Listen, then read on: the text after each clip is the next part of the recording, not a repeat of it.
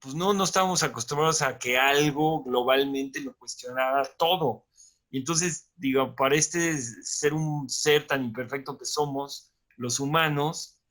digamos, la pedagogía de la catástrofe me parece fundamental para pensar en algo que tenemos frente a las narices y que no terminamos de ver. Digamos, lo que está en curso es lo que con propiedad se llama no la sexta, sino la séptima extinción masiva de las especies en este planeta. Eh, y no terminamos de asimilar esa enormidad, ni las implicaciones vastísimas que tiene, porque muy antropocéntricamente no logramos pensarnos como pues prescindibles de la faz de esta tierra. Y la particularidad enorme de esta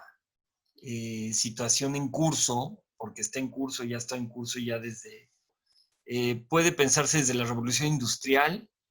y puede, digamos, verse claramente que hay una aceleración enorme, incluso en las últimas décadas, en el periodo llamado neoliberal, ha habido una aceleración extraordinaria de esto. Y la singularidad de este acontecimiento planetario es que es la primera vez que una extinción masiva sería causada por una de las especies en el planeta. Algo que es de una novedad, pues no solo planetaria, sino probablemente, digamos, espacial. O sea, no tenemos idea de si esto ha pasado en otros cuerpos celestes con vida o no, pero es de una enormidad tal que podríamos fácilmente estar seguros de que es lo más importante que está pasando en este momento. Es más importante que todo lo demás que está pasando,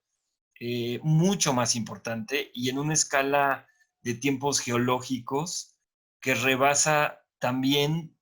cualquier evento prácticamente que uno pueda poner sobre la mesa como un punto de comparación. Que mi planteamiento es que esta enorme crisis pandémica que estamos cursando, que es muy significativa desde muchísimos puntos de vista, es apenas un susurro casi inaudible comparado con la escala que está en juego en ese otro sentido, y además es una escala que se acelera vertiginosamente, que no tenemos ni idea de dónde están los frenos, no sabríamos ni siquiera aplicarlos, es que es un pequeño aviso de aquello otro que sabemos que está en camino, no solo que está en camino, sino en curso, y que además estamos ya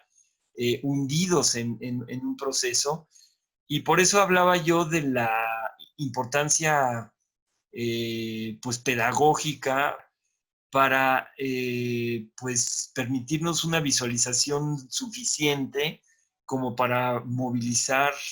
nuestra imaginación, nuestra creatividad, nuestra organización, también en muchos sentidos, para responder a un montón de fuerzas que no solo no están haciendo nada para responder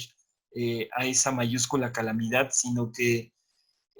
la están pues acelerando. Regímenes como el de Donald Trump y anexas, no es el único. Bolsonaro, digamos, la destrucción del Amazonas acelerada.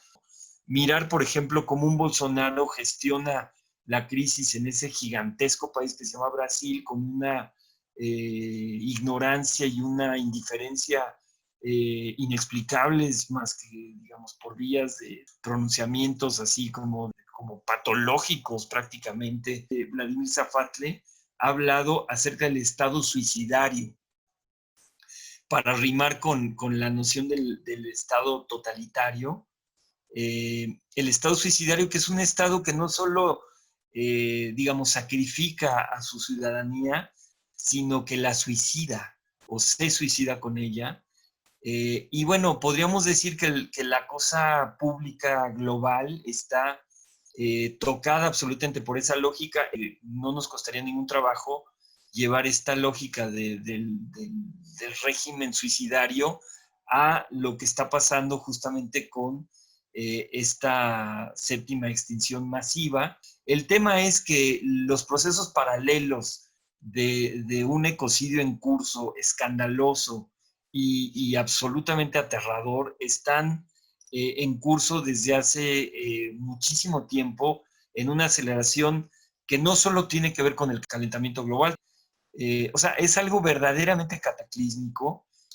Y te decía yo hace un momento que ningún relato me parece poder agotar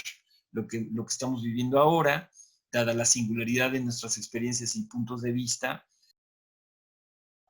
Digamos, para traer una palabra que ha estado en los vocabularios de estas conversaciones importantes, digamos, la desligazón, la erosión de los lazos, de la posibilidad de los intercambios, de las conversaciones, digamos, de la colaboración razonante para construir, para debatir respuestas. Todo eso, como siempre, es una broma muy, muy mala con respecto a una amenaza que es universal y que no va a dejar intactos ni siquiera a esos poderosísimos quienes estén detrás de esas maquinaciones. Es decir, que hay un problema aquí de un narcisismo, pero muy, muy hiperinflado, de quienes tienen tanto dinero que básicamente piensan que eso les va a permitir sobrevivir sin el resto de la especie humana. Es de verdad muy, muy, muy improbable que haya siquiera esquemas mínimamente probables de sobrevivencia posible de un pequeño grupo de humanos sin el resto de la especie humana y, por supuesto, sin el resto del 60 o 70% de las especies del planeta. Pensar en una teología de la estupidez, pensar en una teología de, de la extinción, que si bien vimos, bueno, ejemplos mayúsculos derivados de la Shoah y la pregunta, digamos, por la divinidad ante ese grado y esa escala de destrucción, bueno, ¿qué sería ahora frente al prospecto del suicidamiento, digamos, del espíritu suicidario, digamos, de un sistema que alcanza a la humanidad entera, independientemente del lugar que ocupemos cada uno en él y la mayor o menor responsabilidad que tengamos en ese proceso, porque claramente tampoco es algo simplemente humano.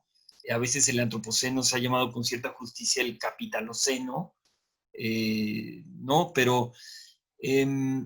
que si es posible religar, pues sí, digamos,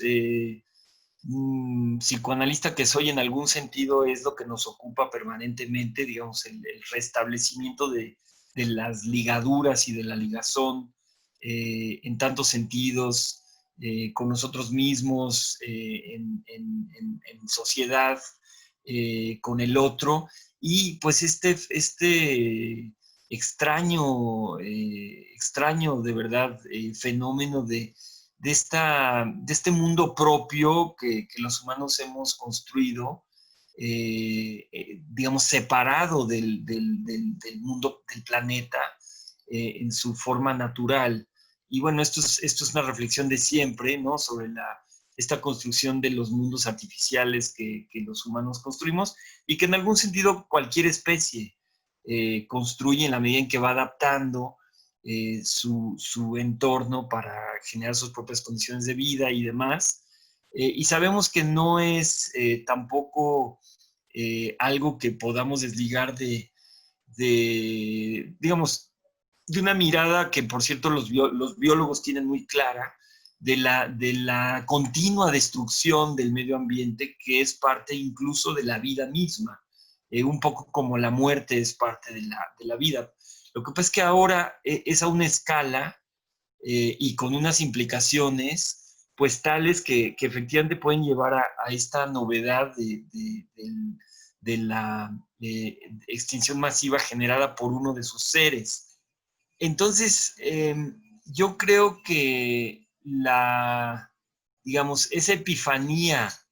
que puede efectivamente venir, aunque siempre tiene uno un poco de temor en hacerla venir demasiado pronto, demasiado fácil, digamos, de esas situaciones extremas, límite, pero en todo caso, si pudiese venir, implicaría el desmontaje de esos imaginarios y de esos simbólicos que siempre campean con excesiva seguridad socialmente y también en nuestras propias cabezas, eh, como para de verdad, y es un poco la apelación que hago con respecto a la propia situación pandémica, digamos que ese real que la pandemia nos arroja en el sentido de tachar radicalmente todas las formaciones simbólicas e imaginarias de nuestro entorno, que ese proceso de tachadura digamos, de radical puesta en cuestión, pues sí nos permita mirar frescamente pues el punto en el que nos encontramos en relación con esa franja límite justamente de lo imaginario y lo simbólico, que es el mundo natural llamado, ¿no? Y digo llamado porque lo natural ya es un artificio de la cultura y entonces es muy complejo salir de este juego de espejos, de lo imaginario y de lo simbólico. Probablemente es imposible, pero aún así una experiencia como la que estamos cursando, pandémica, es una experiencia que nos permite tomar nota de algunos de los efectos que la destitución de ese orden de la supuesta normalidad imaginaria y simbólica tienen y que eso nos permita darnos cuenta del cuantimás efecto que tendría pues la consolidación, la consumación de esa extinción masiva de la que hemos estado hablando. Es verdad que, digamos, yo mismo siento una especie de extraño alivio cuando pienso en la imagen de este planeta, que no hay que olvidarlo, ha cursado 6 extinciones masivas anteriores, por lo menos, digamos, de las que sepamos. Entonces, hay algo extraordinario en esa imagen de la vida, humana o no, por cierto, que tiene a su vez una existencia cíclica, porque bueno, de la última extinción masiva acá, que fue hace 60 millones de años, fue tan abarcadora y tan radical que los seres vivos, 60 o 70% de los seres vivos que vivían en aquel ciclo anterior, no existen más. O sea, no es que volvieron los mismos, sino que vuelven otros gracias a las artes de la evolución. Entonces, es perfectamente plausible pensar en una nueva ola de vida posterior que perfectamente podría no ser humana, sino de muchísimos otros tipos. Eh, y pues sí hay algo que a uno le sostiene cierto asiento imaginario en esa pervivencia de la vida misma, haya o no vida en otros planetas. Al mismo tiempo, no tengo duda de que efectivamente somos los únicos, porque la singularidad que nos define y que sostenemos, por definición hace que eso sea así, pues a cada una, a cada uno de nosotros y colectivamente también. Es decir, que creo que no es una u otra, sino que en algún sentido son las dos cosas las que uno puede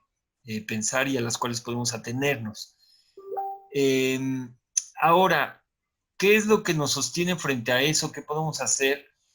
Pues yo creo que aquí, bueno, aquí como nunca, pues son pertinentes el trabajo y las aportaciones de los teólogos, de las teólogas, eh, porque si hubo alguna vez algún escenario donde se plantearon las preguntas últimas, son ahora, ¿no? O es ahora. Y yo creo que cuando uno, si es que te ha tocado esa suerte, digamos, ha encontrado el asiento de una convicción profunda y de una vinculación entre lo que uno hace y de donde uno viene subjetivamente hablando, es decir, si uno ha podido conectar su singular deseo con su quehacer, y eso es por definición lo que uno imagina, por ejemplo, de un quehacer teológico, pero no solo, digamos, de un quehacer analítico, de una vocación crítica, de una vocación artística. No hay límite en esto que estoy planteando, que incluya ciertos quehaceres y excluya otros, es decir, aludiendo a la singularidad. Y yo creo que ese asiento, en mi experiencia y en la de otros a quienes conozco, siempre produce una gran tranquilidad. Y creo que desde esa tranquilidad se puede tener el sosiego para enfrentar la enormidad de estos problemas. Y por lo tanto, nunca como ahora, pues hay que cultivar pues el estudio en el sentido de la búsqueda, digamos, de estas conexiones, todo lo que permite hacer que las personas puedan crecer, que los colectivos, que los grupos se puedan desplegar, que las instituciones puedan prosperar y tener una vida, pues una vida buena, digamos, en sus entornos, etcétera. Entonces, solo reafirma lo que de todas maneras hacemos, y creo que lo que pasa es que tenemos que redoblar el compromiso y la claridad con la que hablamos de todas estas cuestiones y tratar de afinar el tiro lo más posible para no perdernos y no confundir nuestras prioridades, entender qué es lo que es más inminente y urgente y qué es lo que quizá nos parecía muy importante, pero en el fondo es más bien una especie de expresión espuria que puede confundir las voluntades y las energías.